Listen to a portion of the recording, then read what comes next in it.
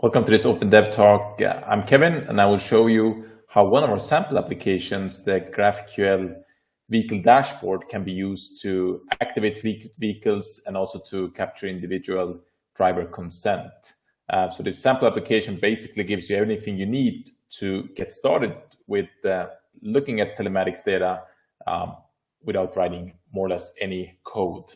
All that has to be done is to deploy the sample application and then start using it. So that's what we'll look at in this brief clip. So let's get going, and I will share my screen so you can follow me along. Here we go. So this is the screen you're familiar with. The first thing you see if you sign into High Mobility and the console. There are a few things we need to set up also in the platform, of course, to actually get our credentials. And what I want to mention is that this workflow works both for live data as it does for sandbox. So when you work with our car simulators. For the simplicity of this demonstration, I will focus on the sandbox, but all of the same steps can also be done with live data. The place where you find the sample application is if you go into resources and select downloads. Here we have some things that can be downloaded, like our SDKs, but also links to our sample application. So I will choose here our GraphQL Dashboard, which opens the GitHub page. If I log in and zoom in a bit, and we have a README that already shows you basically what you can expect from this sample application. This is how it will look like in the end when you have a vehicle connected, and it's a great way to kind of visualize the current state of the vehicle, and it also has some other features that I will speak about later on. There are instructions on how to deploy it. So basically, it's possible to deploy it anywhere to Google Cloud, AWS, and Azure. But for Heroku, we have a really simple way. Just by deploying to Heroku, there's a button that you can use, and I have a Heroku account, so it's very simple for me to use. And that's what I will do here in this demo. So I just hit deploy to Heroku. And I can already see here that it shows the kind of information, and I can enter a name. So let's, for the purpose of this demo, Open Dev Talk, and then GQL, something like that, GraphQL. I would choose the Europe as the region, as I'm myself based in Europe, and then also get a breakdown of the cost. So Heroku no longer supports free tier programs. They used to do it, which was of course very convenient in when launching different services. You could do it for free. Now you are being charged for it. Here's a breakdown. So you can expect to run something like, well, depending on the usage, they have sort of maximum amount you would pay in a month would be like $16 for one dashboard. But as always, it depends on the usage. I'll go ahead and start the deployment, and we can see the deployment is running. It's building the project. This takes about 5 minutes. So while this is going on, we can go back to the console and continue from there to set up the credentials. For that, I choose develop. I will create a new application container. So like here, I can choose single driver and fleet. I will do both of them in this demo. Let's start with fleet. Cloud app, continue, and there we go. So this is a familiar view. If you looked in any of our other tutorials, and I will go ahead and select permissions. In this demo, I'm not really too concerned about the data set, so I'll just choose one of the presets that fills it out with a bunch of different permissions. And also for the sake of keeping track of this, I can also put this like Open Dev Fleet app, so I can keep track of it. There we go. The Fleet app. So this is already set to go. It currently doesn't have any linked simulators, service account keys, and so on. I will show you how those are set up once the sample app is running. Meanwhile, I can also set up a different app containers. So we have app containers for fleet, and we also have then app containers for services, or let's say consumer services that actually target private individuals where the consent is captured. So that's the single driver use case. And I will also set up one of one of those containers to have that ready to go once the sample app has been deployed. The same thing here. I'm also selecting a just default data set to get something in here, and I'm ready to go with configurations. Similar here, we have the OAuth client certificate, but there are a few different, the tabs are a bit different from the Fleet app just because we have a different way of activation between Fleet and for consumer services. Not going into too big details, we have other open dev talks about it, but essentially the main difference between Fleet apps and consumer services app is that for Fleet apps, there's an API where you can activate vehicles by passing in the VIN. Of course, if you have fleets of thousands of vehicles, that's the convenient and right way to do it. And for private individuals, there is a more like a user interface, a visual consent flow, a consent journey that the end user goes through to give consent to your service to access that data. Once that has been done, you can use any of our data delivery methods that we support to get data. So this sample app I'm using today, it uses a GraphQL API. So we have also an instruction of how the GraphQL API can be used standalone. But of course, using the vehicle dashboard, it has basically all of those features built in. It has the OAuth 2 consent flow built in. It has the fleet clearance API built in, and also then data retrieval using GraphQL. So all of the kind of building blocks you could need to get started. So let's have a look how the deployment is going. So it's already done. Everything has been successfully deployed, and we can hit the button View Application. So this is what you will see here. I have a generated URL for my application. I got the dashboard. So now is the part where I need to configure this, because I have the sample app deployed, but I need to configure it for my credentials. So let's get started. Let's start with the Fleet app. So I can just directly choose Fleet app. So all of the configuration is done here in this user interface. So there's no need to kind of start modifying files on the server. And the first thing it asks for is to get the GraphQL config. So let's go back to the dashboard or the console and open up the OpenDev Fleet application, which I created. So to get the GraphQL config, I go into Client Certificate, choose GraphQL, and just copy this configuration and paste it in. You can see a blue check mark on the top right, which says that it has validated that the format is correct. The second is I need a service account config. So the service account config that is used by the Fleet Clearance API. So in order for the sample app to be able to activate vehicles using the Fleet Clearance API, it needs credentials. That is done here. We have service account keys. I can just hit the plus button, and it has saved the file. And all I do is I open the text file that is downloaded and then paste in the JSON here. It has the private key that is used and also the token URI for using that key. So this is what the sample app will use to connect.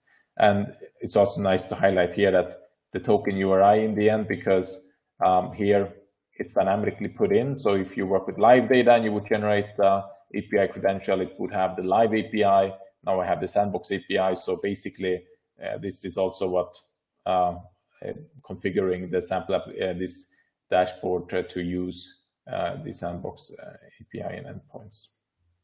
And the last thing I need to do is the OAuth credentials. Let me paste them in here. They're also inside of the same app container. And I just need to paste in the client ID and secret, the auth URI, and also the OAuth 2 token. So with all of these credentials set up, the sample app has everything it needs to get that started. So now at this point, I can connect my first vehicle because the app container has been configured. So if I would already have vehicle clearances, so to speak, active fleet vehicles, they would show up here. Now in my case, I don't have any, so I have to choose add a new vehicle. So I can enter a VIN here to activate. So if you work in a real scenario, you could choose here one of the actual brands that are supported, like BMW, Ford, anything else, and enter the VIN, and you could activate that vehicle right away from this view. For the when working with the simulators, I just have to go in and pick one of my existing simulators from the Simulator Studio. For instance, I can launch this one and take it from my virtual garage, so to speak. I copy the VIN, which I can find in the log. It's also part of the URL if you want to find it from there. And then I enter it here. And then I go ahead and hit add vehicles. So here first it says not authorized, fleet clearance status pending. That is okay, because basically always when we use the fleet clearance API, vehicle goes into the pending state, and then once it gets activated, it becomes approved.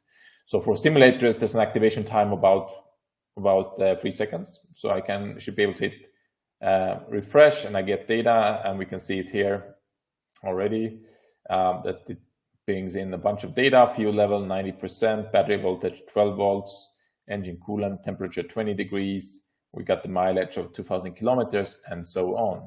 We can also see here in the logs that there are incoming API requests from the dashboard, so we can always see it in the kind of depot log that this is coming in. So I get a nice dashboard of all the data. I can also customize it a bit depending on what you want to look at or demonstrate. So I could, for instance, just disable the displaying of dashboard warning lights. I get a bit more cleaner view of things. I can hit the refresh button manually, update the data, or I can choose here how periodically it should update. It also has a feature of downloading a CSV. So basically all the data that has been pulled in, so if it's every 60 seconds, it fetches the data and you can download it. When working with the simulator, it's not too important, I would say, but if you work with live vehicle data, it's a nice feature that you can actually also download the data that has been collected. Of course, data is only being collected while the dashboard is open. There are ways to kind of configure webhooks to trigger location updates, for instance, and get new updates into the dashboard. But if you're interested in continuously capturing data, the push mechanisms we offer are a better option for that.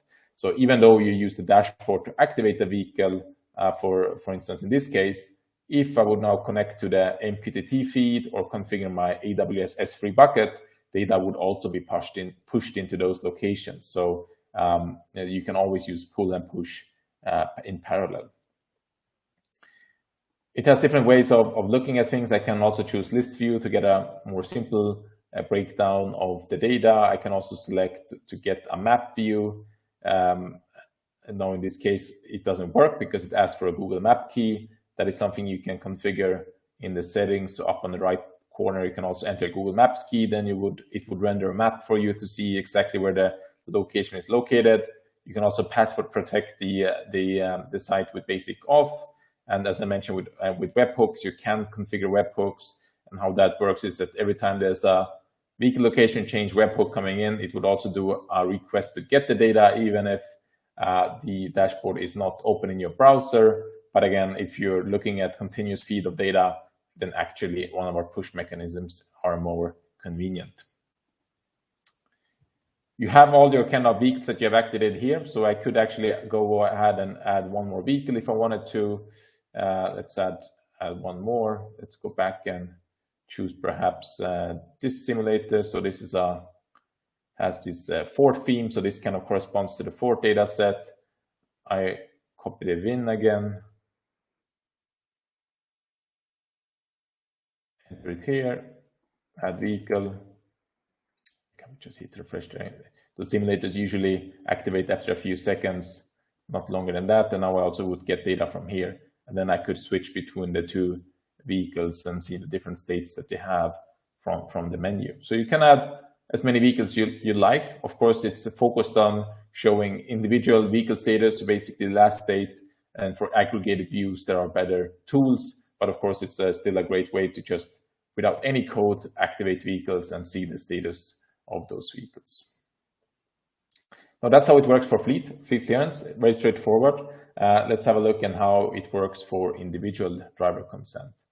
I don't need to redeploy a new app. Of course, if I wanted to have this live and still working, I could redeploy one other application, but it's also a feature just to reset the application, which will get back into the initial state. and I can again choose Get Started.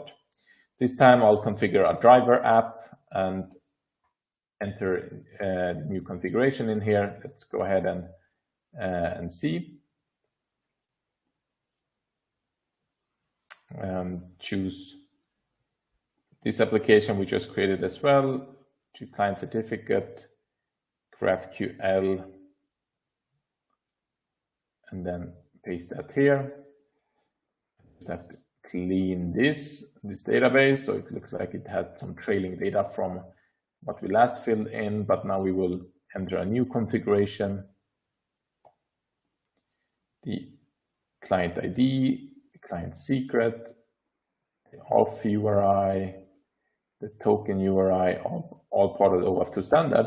And now importantly, also for these consumer services applications, we also have to configure a callback. So by the end of the consent journey, we will see next the user is redirected back to the initial starting point, and that's then this sample application, and it also is necessary for it to complete the OAuth workstream to get a token back and then exchange it for an access token, and that is then what is used to authenticate with the API. So in the console, I will also add a URI that is specific to where the sample application was deployed. If that's done, I can choose Get Started and go ahead and add a vehicle. So now you will see that instead of entering a VIN, it starts the consent journey. So it goes to something we call the kind of driver service. This is also what we have for live vehicle data, where applicable. It really depends on the use case and also the manufacturer, but it is a service we are offering that we can have a consent captured on high mobility side, and the same also is true for the sandbox. So the first thing I do is I can see that my app, so that's the name of the data container, is looking to get data from the sandbox, and we can see all of the different attributes that were selected for me in the permissions. So this is similar to the journey that the end user, the vehicle owner, would see, and they have to consent to that data sharing. And next step, we just have a drop down to kind of choose the vehicle that should be that is consented to. So let's go ahead and have a look here. We could actually use Kevin's car. It's a Peugeot from the looks of it, and here I can just choose from the drop down my vehicle and choose authorize.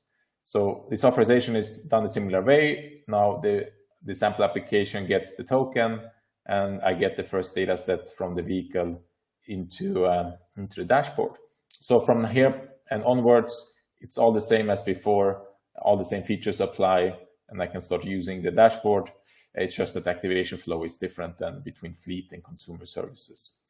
Just for the purpose of the test, I can also enter different mileage, for instance. So the mileage is actually 20,000 and not 6,000. And if I go back here, you can also see it, and it's reflected here that the mileage is 20,000.